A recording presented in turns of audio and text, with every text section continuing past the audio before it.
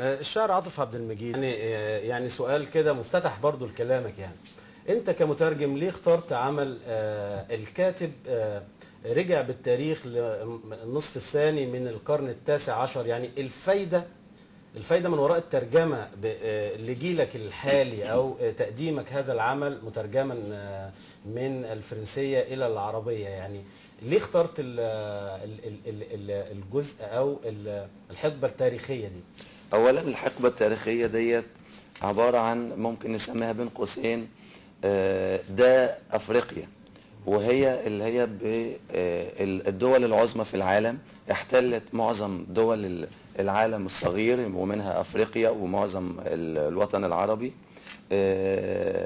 وبالتالي الدول ديت كانت محتله في الفتره ديت، ودي فتره يعني خارج السياق، لان المفروض ان الشعوب سواء كانت في دول او في دويلات او في اماكن صغيره المفروض ان هي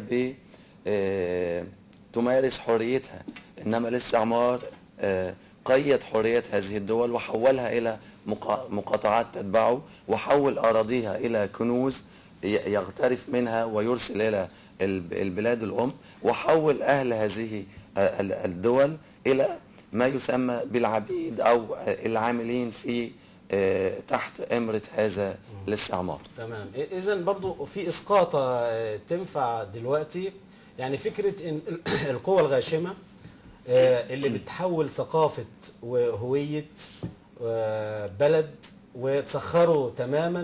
ده يعني شفناه في العصر الحديث او يعني المعاصر اللي احنا فيه في ال20 سنه الاخيره. امريكا كانت بتحاول تروح بعض الدول وتفرض ما يسمى بالديمقراطيه مثلا عنوة، ونكتشف في النهايه انه البلد خربت تماما ويعني فرغت من مضامينها التاريخيه والحضاريه والثقافيه وما الى ذلك. طيب قول لي برضو، يعني البطل بتاع الروايه هو كان قائد المستعمره او قائد الشكل الاستعماري. بطل الرواية اللي هو إيمي أوليفي دو ساندرفال اللي هو بطل الرواية ده بيمثل شخصية المستكشف. أفريقيا أو في الرواية في نوعين من الاستعمار الاستكشافي، والبطل بيمثله هو الشخص القادم لإفادة أفريقيا.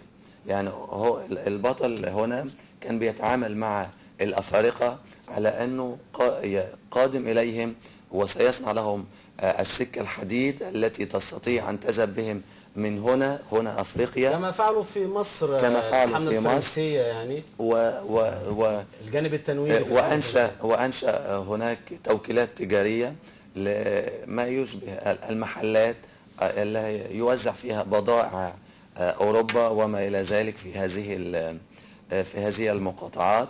ونوع آخر من الاستعمار وهو الاستعمار العسكري الذي جاء إلى البلاد، ومنها من ضمن البلاد التي استعمرت مصر.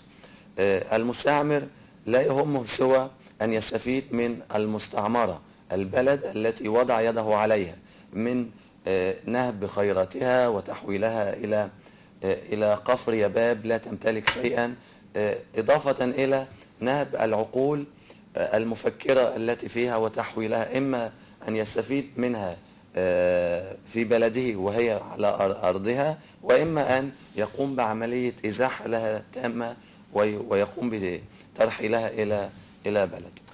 تمام. طيب دي ملك كاهل. طب كلمة ملك كاهل، هي كاهل منطقة هناك كاهل إحدى المناطق التي فكر بطل الرواية أو بطل الرواية حينما فكر في الذهاب إلى أفريقيا حلم بأن يؤسس أو ينشئ هناك تخصه.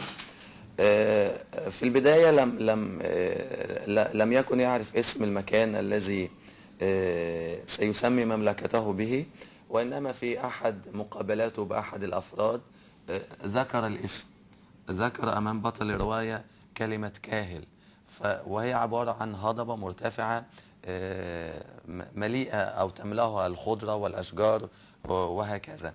فأعجب بالاسم وأعجب بالمنطقة وعزم على أن تكون كاهل هي المملكة التي سيتوج هو ملكا لها. طبعا مبروك الإصدار. الله يبارك هو فيك. العمل الخامس يمكن الخامس ترجمة والعاشر في والعاشر المشوار في الكتابي. مشوار سواء الشعر أو طبعا سبق شعر أحسن يعني، ها؟ مش نقول كده؟ شعر. قصائد قصيرة من ديوان لماذا أنت دونه. تمام. لا أتثاءب أستدعي نومي، لكن حين يراودني عن عيني في أوقات أخرى أرفض أن يدخلني، أوصد كل نوافذ عيني، أجمع أعضائي وأقوم. تمام. ديمومة. ينبثق الحزن جريدا يعلو نخلي، حين أقلم هامة نخلي يساقط حزني كي يبدأ من جذع النخل. حقيقة. للحلم وجه حقيقتي، لحقيقتي وجه وحيد، حين امتطيت الحلم كي تصل الأنامل للحقيقة قال لي ماذا تريد، كان السؤال متاهة أنست خرائط عالمي نصف الوجود. وطن. حين تغوص بأرضك قدمي أشعر أنك أسفل مني، لكني حين أراك بعيدا عني أدرك أنك تقطن في. اعتراف.